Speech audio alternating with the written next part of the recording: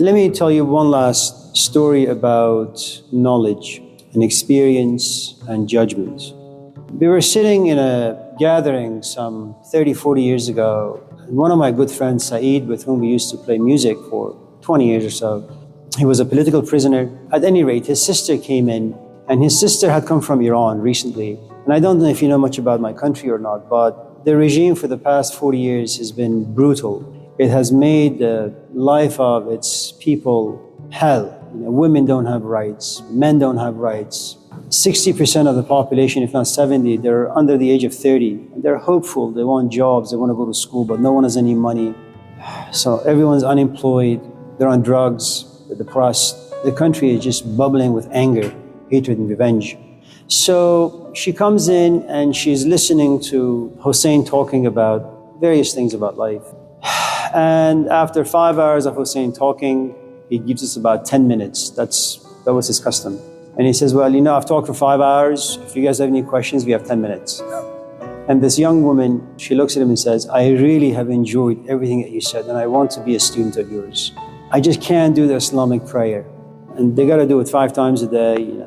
Is there any other way that I can be allowed to come in and listen and not do this other stuff? And he looks at her and he says, well, you don't really have to do the prayer, but it's an exercise that I have done. It's an exercise that all these other people at this gathering have done. I'm not a Buddhist, he said. I'm not a Hindu. I'm not an atheist. I'm a Muslim.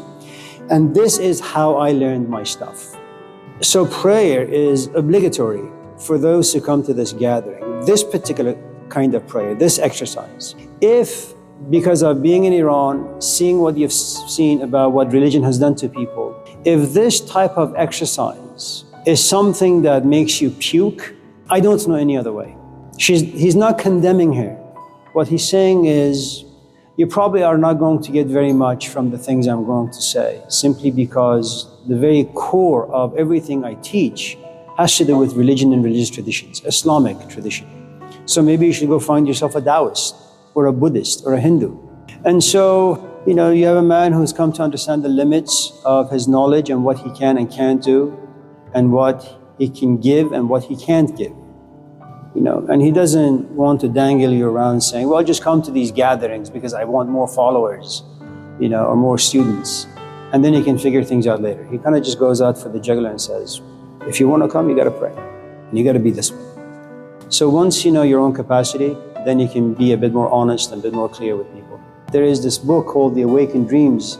There is this young kid walking around town, kind of in a daze, confused, angry, not to the point of hate and revenge. And he walks into the cemetery. For some strange reason, it just looks really, really alluring. So he walks in, and all of a sudden this man comes out. He's about 50. He's wearing this cap with like 5,000 mirrors glued to it. And he doesn't know if he should laugh or he should salute him, but he looks at this man and says, can I kiss your hand? And the guy says, kiss my hand, what are you, stupid? Let's sit and have a conversation, I'll make you some coffee. And then he doesn't even engage in conversation. He says, what's the use of having a conversation? You probably read the entire books held by Berkeley Library. You're gonna just spit all this information, and I'm not really as smart as you are. Let's just have some coffee. They drink coffee, and then he brings out this instrument. It's a flute, it's a ney, a particular instrument that has profound symbolic meaning for especially the Persians. And he begins to play this instrument, and this young kid finds himself entranced, and he lays on this tombstone in the cemetery, and he has all these wonderful experiences. And what you realize is yet another kind of observation, reflection about knowledge. It can only take you so far. It can only take you so far. Eventually, all the self-help books, all the therapy sessions you may walk into, they're going to fall extremely short. If you really are looking for change, someone needs to walk into your life and give you practical experiences. Like Job, not talk about pain, not talk about loss. Let him have the pain. Let him have the loss. Let him experience the grief.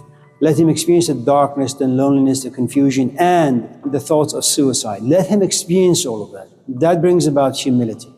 That's the best knowledge you will ever have in your life. And from that point on, no one can ever deceive you.